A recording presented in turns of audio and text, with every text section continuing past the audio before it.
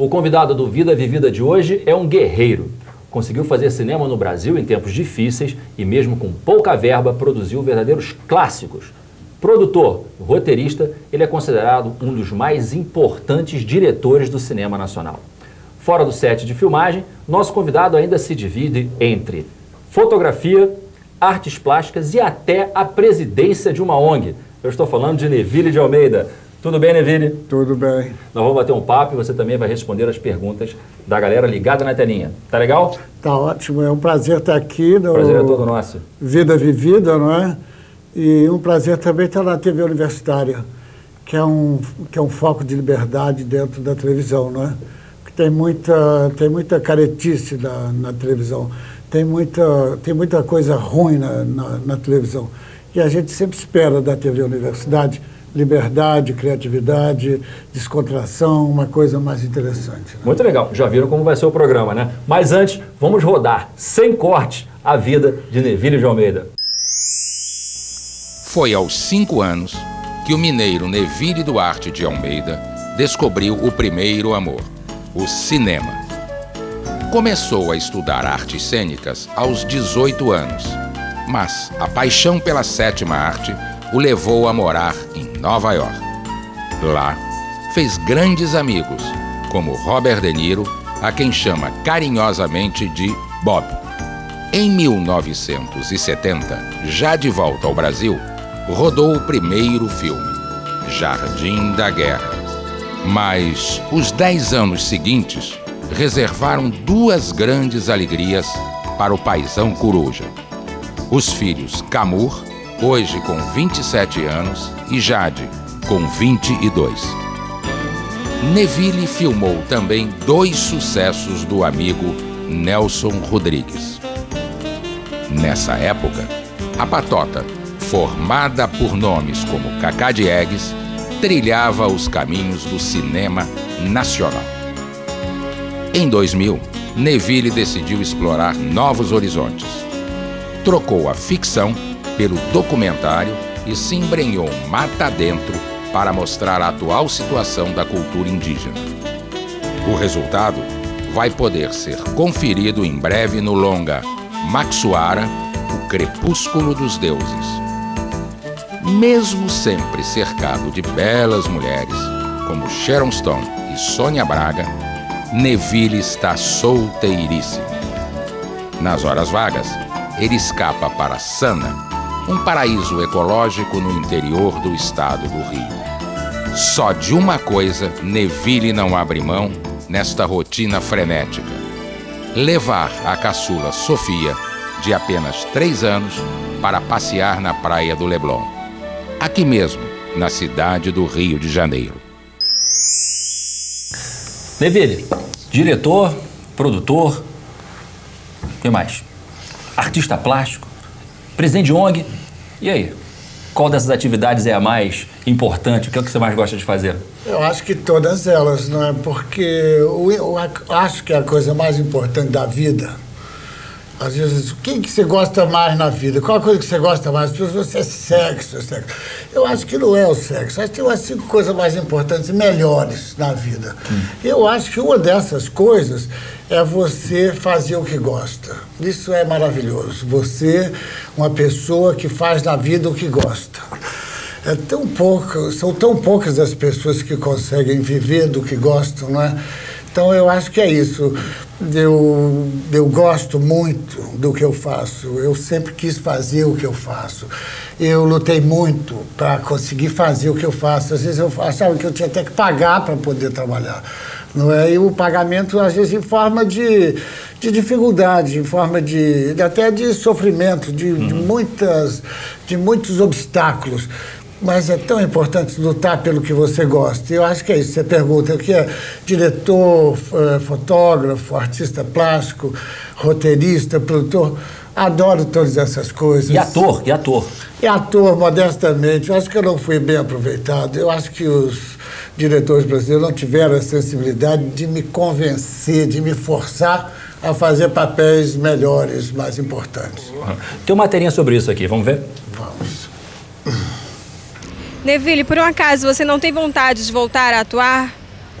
Olha, Tenho muita vontade de voltar a atuar. Estou esperando diretores inteligentes, sensíveis, criativos, que me convidem mais para trabalhar. E qual estilo? Comédia, drama? Posso fazer vários. Posso fazer comédia, posso fazer drama. Eu adoro comédia, não é isso? Mas posso fazer drama também.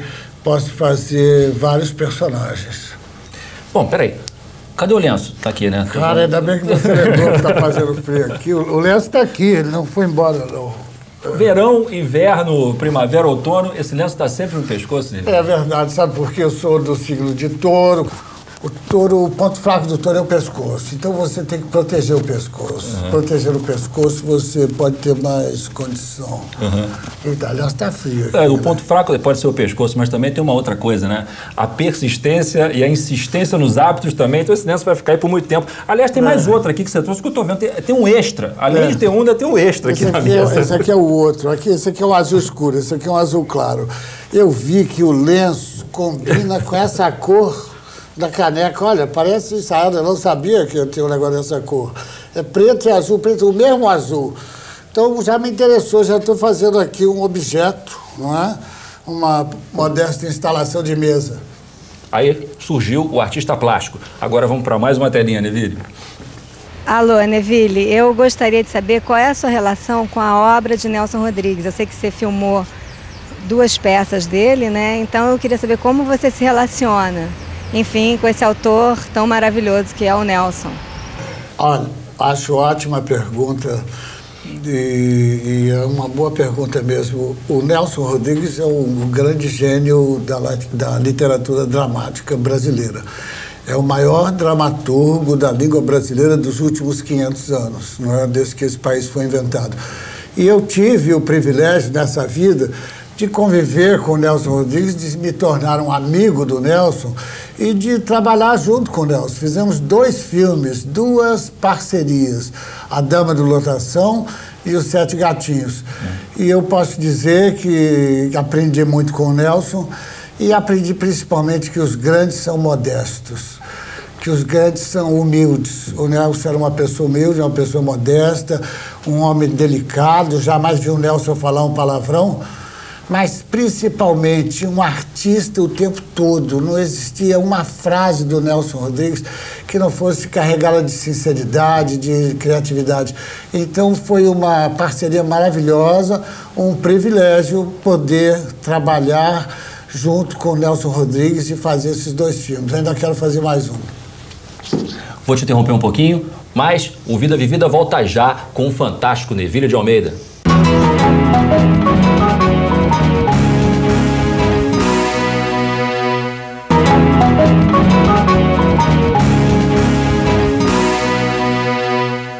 O Vida Vivida está de volta com o Neville de Almeida. Vamos direto com a telinha, Neville. Neville, qual é a sua opinião sobre o atual panorama do cinema no Brasil? Olha, eu acho também uma boa pergunta. Só mulheres fazendo perguntas, mulheres inteligentes, bonitas. Eu acho o seguinte, o cinema brasileiro está vivendo um bom momento. É uma questão de justiça, porque o cinema brasileiro tem uma tradição cultural, industrial e comercial há mais de 100 anos. Desde que o cinema foi inventado, o cinema brasileiro começou.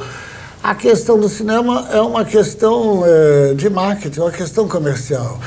O cinema brasileiro ainda não é visto pelos brasileiros, ocupa apenas 3% do mercado cinematográfico brasileiro. E esse cinema está desenvolvendo, está crescendo e está vivendo um bom ciclo agora, como já viveu outros ciclos também. O cinema brasileiro é feito de ciclos. Tem ciclos de sucesso, de relação com o público, a concorrência internacional é enorme, não é? É enorme realmente, é desleal, é desvantajosa, mas a gente vê e nota com alegria que o cinema brasileiro está indo muito bem e que o Brasil tem um talento audiovisual muito grande. A prova disso é a nossa televisão, que faz tanto sucesso no mundo inteiro, que vende para o mundo inteiro. E o que é a nossa televisão? A nossa televisão é uma soma do resultado do nosso teatro e do nosso cinema. Que são as pessoas que fazem a televisão e que estão fazendo a televisão. Então, eu digo, o Brasil tem um talento audiovisual enorme, deve ser um dos países líderes na comunicação audiovisual no mundo.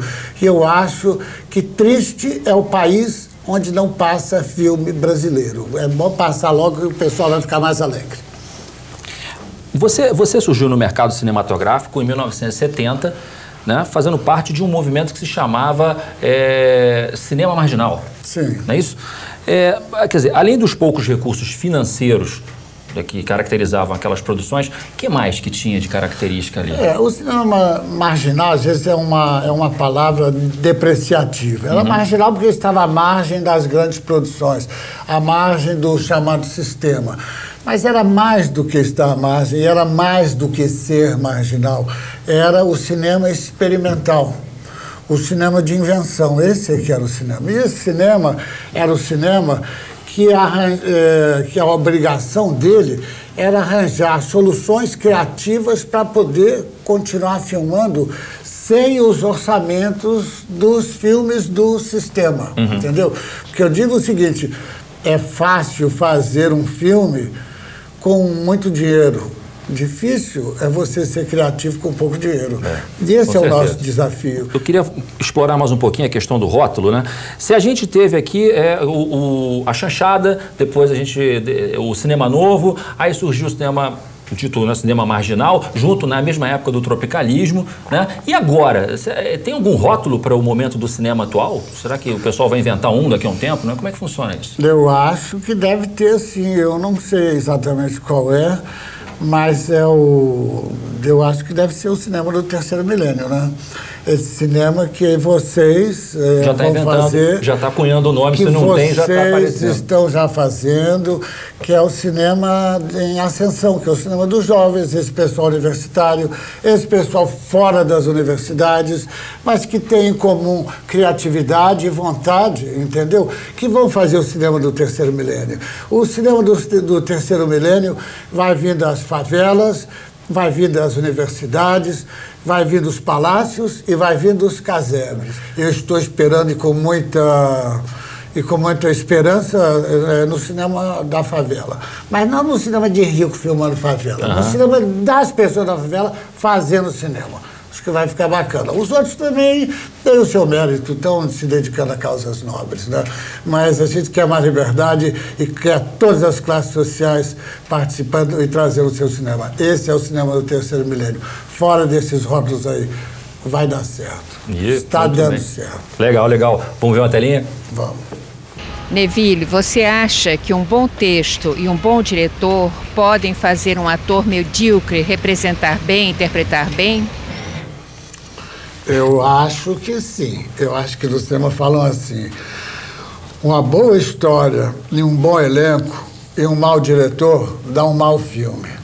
Uma má história, um mau elenco e um bom diretor pode dar um bom filme. Ela falou certo. Eu acho que uma boa história e um bom diretor vão contribuir para que esse mau ator se transforme, porque o trabalho do diretor é o trabalho da transformação, é o trabalho da transmutação. Esse mau ator não estará por acaso, nós vamos ter que fazer ele ficar bom ator, porque o texto é bom e o diretor é bom. Se ele resistir a tudo isso, a gente demite e chama um outro. Bom, melhor. Como é que nasceu o diretor Neville? Olha, sempre quis dirigir. Eu achava que eu não ia conseguir, porque todos eram mais inteligentes do que eu, né? Sempre. Lá no Cineclube, quando eu fui lá a primeira vez, em Belo Horizonte, tinha um cineclube, passava filmes extraordinários, Antonioni, Rossellini, Eisenstein, Orson Welles, Buñuel, Bergman. Ficava totalmente fascinado com aquilo. E antes de passar o filme, alguém ia lá na frente, falava 10 minutos sobre o filme que a gente ia ver. Depois do filme, tinha uma discussão de 1 hora ou 2. E todo mundo falava, eu não conseguia falar, porque todo mundo sabia mais do que eu. Vai ser difícil, né? Todo mundo sabia mais. Eu achava que talvez eu não conseguisse. Mas a partir disso eu fui lutando e tentando me desenvolver. Tem um tom de ironia, isso é verdade? Não, isso é verdade. Eles realmente sabiam mais do que eu. E muita gente sabe mais do que a gente, né? Pelo menos do que eu. Continua essa história. Você era muito novo, Neville, parece que todo mundo sabe mais do que a gente. Mas isso é bom, porque te faz se esforçar mais, se concentrar mais e buscar o desenvolvimento, né? Buscar se desenvolver, buscar crescer. A gente tem sempre na vida uma oportunidade para melhorar. A gente não está pronto. Neville, vou te interromper um pouco, mas a gente já volta. O Vida Vivida vai dar uma paradinha, a gente já volta com o Neville de Almeida.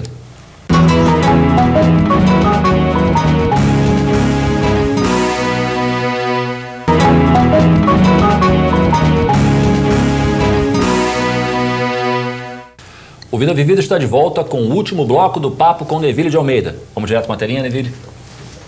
Neville, eu ouvi falar que você também é artista plástico. Você leva o mesmo jeito para isso? Eu acho que levo, né? Eu sempre quis ser artista plástico também. Acho maravilhosa a liberdade que os artistas têm. A liberdade de transformar objetos, de transformar situações, de transformar ambientes em ambiente de arte, criar uma inter-relação.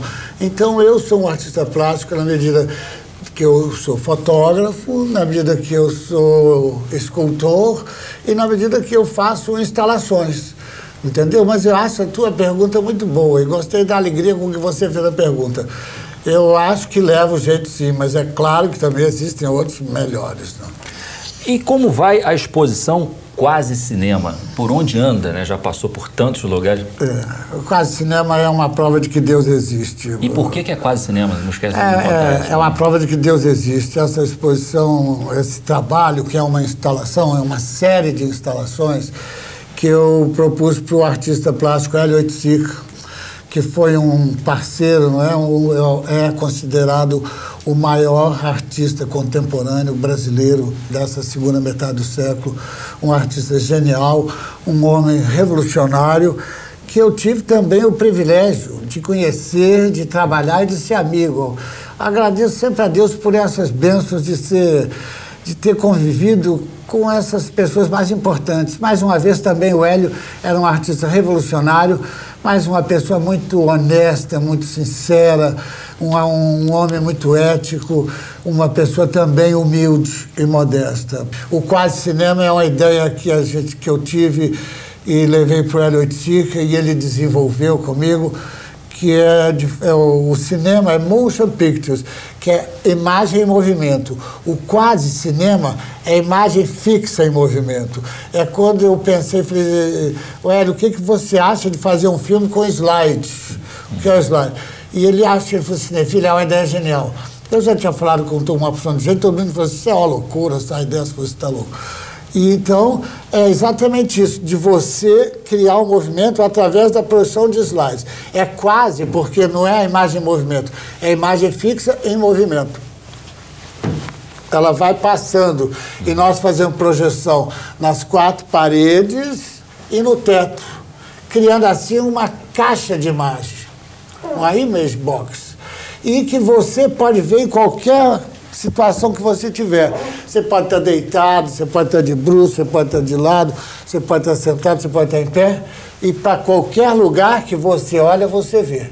Você está imerso na arte. Você está ali dentro. É uma viagem que dura 12 minutos, com a produção de slides, com a música, que é uma trilha sonora, e com o ambiente. Os ambientes são vários. Nós fizemos 5 instalações. Cada instalação dessa, uma é areia, 50 centímetros de areia, forrado com vinil, a outra é uma instalação de rede, a outra é uma instalação de colchões, a outra é uma instalação de espuma, a outra é uma instalação de água. Então, você cria uma relação sensorial, você cria realmente uma relação sensorial, uma relação interativa, e isso é o que se chama hoje de instalação. Nós fizemos há 30 anos atrás. E realmente, se não fosse esse artista, Hélio Oiticica, a sensibilidade e a arte revolucionária que ele fazia, nada disso teria acontecido. Agradeço a Deus pela essa bênção e agradeço ao Hélio Oiticica e presto uma homenagem a ele, um gênio. Muito bem, homenagem prestada. Vamos ver uma telinha? É verdade que você está fazendo um novo filme com o Abu Janra? É verdade, sim. Olha, só mulheres bonitas e bem informadas. É o seguinte, nós estamos desenvolvendo um projeto chamado O Diário Secreto de Adão e Eva. O Diário Secreto de Adão e Eva é uma história, um livro de Mark Twain, que Antônia Bujanra fez uma suave e poética adaptação para o teatro, e eu fiz uma parceria com a Bujanra e fiz um roteiro cinematográfico. Era um livro, a Bujanra fez uma peça e nós fizemos, então, um roteiro cinematográfico em parceria com essa outra personalidade fabulosa, esse outro gênio, não é? Esse outro homem sensível e delicado e modesto, que é Antônia Bujanra, que eu dedico uma amizade enorme também. Eu digo, eu tenho dado muita sorte. Que, aliás, eu vi uma declaração do Bujanra que ele estava dizendo o seguinte, que o cinema, né, os artistas já haviam experimentado a pressão da ditadura, né, e hoje em dia estão experimentando também com tal intensidade, não exatamente com essas palavras, né, mas com tal intensidade, a pressão da ditadura econômica. Como é que está a captação de recursos para esse trabalho aí? Sem dúvida, mais uma observação inteligente do Bujanra, não é?